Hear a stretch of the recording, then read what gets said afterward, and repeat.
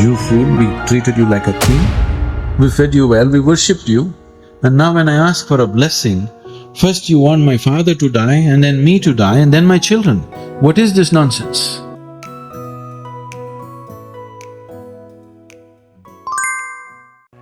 Namaskaram, Sadhguru. I am struggling with the loss of my 23-year-old son. How can I overcome the grief of this pain and loss? One day a rich man invited a yogi to his house. In India, when somebody builds a new house, they usually invite a sage or a saint to bless their house. The yogi came to their house, they welcomed him like a king, treated him like a king, they worshipped him. And then both the husband and wife came and said, "Please bless us." The yogi raised his hands and said, "First let your father die, then you die, then let your children die." The man got furious.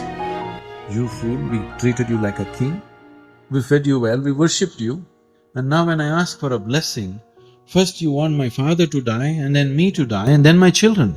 What is this nonsense?" The yogi was surprised. He said, "What did I say wrong? Is it not good if first your father dies, then you die, and then your children die? This is the natural order of life.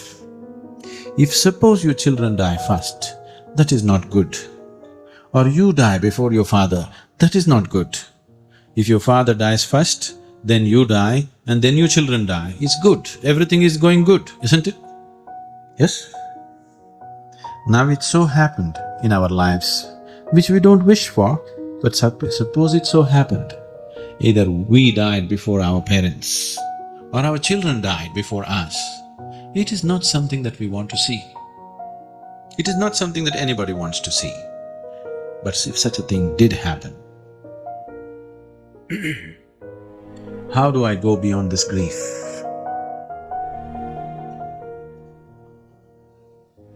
See, when we talk about going beyond something, it is not about forgetting about it. You cannot forget your child. You cannot tell yourself, it's all okay. What's that? It's all right, it's not all natural.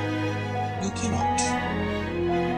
It is true, something that's very precious to you, something that means a lot to you is gone. But the fact of life is such, that which slips beyond the realm of what you call as life right now, once it crosses the boundary, it is not yours anymore. This is the fact of life. It makes logical sense to me, but still my grief is not gone. That is a reality. It is not with any insensitivity that I am saying this, but it's time to accept it the way it is. It is time to look back and cherish what has been, and it is time to accept it and look at what you can do with the life that is here. Right now, your son, your daughter, your grandson, somebody who was very dear to you, passed away untimely. Instead of sitting and making yourself into a wreck, there are so many other sons and daughters and grandsons who have nobody to care for.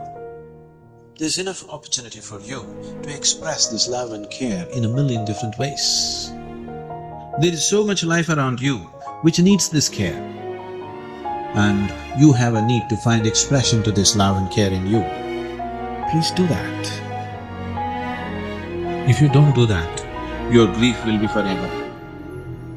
It'll remain bottled and torture you for all your life.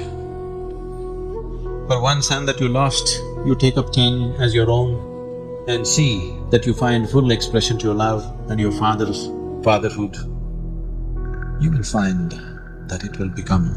your son would become a foundation to make your life much more beautiful than it would be with just one son.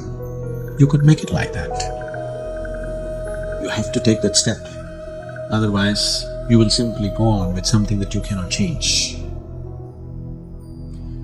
What is happening within us, it doesn't matter for what reason it is happening, still it is being created by us. If we are willing, we can change that too. And as long as you're alive, It is important that you see how to contribute to the living.